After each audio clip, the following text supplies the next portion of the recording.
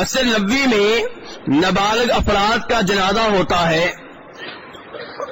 مسجد نبوی میں جو بالغ افراد کا جنازہ ہوتا ہے ان کے ساتھ نابالغ میت ہو تو ان کے لیے کون سی دعا پڑھنی چاہیے؟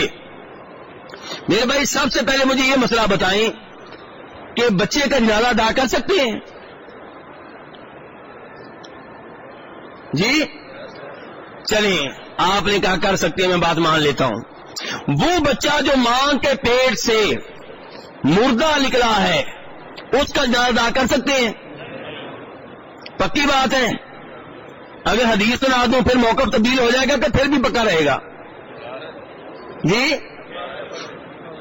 امام ابو داؤد رحمہ اللہ روایت کرتے ہیں، حدیث صحیح ہے، نبی علیہ الصلوۃ والسلام نے فرمایا وَالسِّقْطُ يُصَلَّى عَلَيْهِ، وہ بچہ جو وقت سے پہلے پیدا ہو جائے اس کا جنازہ ادا کیا جائے گا. یہ اس بچے کی بات ہو رہی ہے جو 4 مہینے کا ہے، روح پھونک دی گئی ہے، وہ پورا انسان بن چکا ہے. تو اس لیے اگر وہ ماں کے پیٹ سے مردہ نکلتا ہے اس کا جنازہ بھی ادا کیا جا سکتا ہے، ضروری نہیں ہے.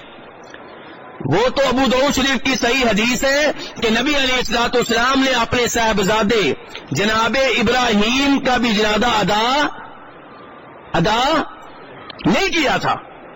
اس لیے چھوٹے بچے کا جنازہ نہ بھی ادا کرے کام چل جائے گا، لیکن اگر کوئی پڑھے تو یہ نبی علیہ الصلوۃ والسلام سے ثبوت ملتا ہے، جنازہ ادا کیا جائے گا. اور جنازے میں نابالغ بچے کے والدین کے لیے دعا کی جائے گی.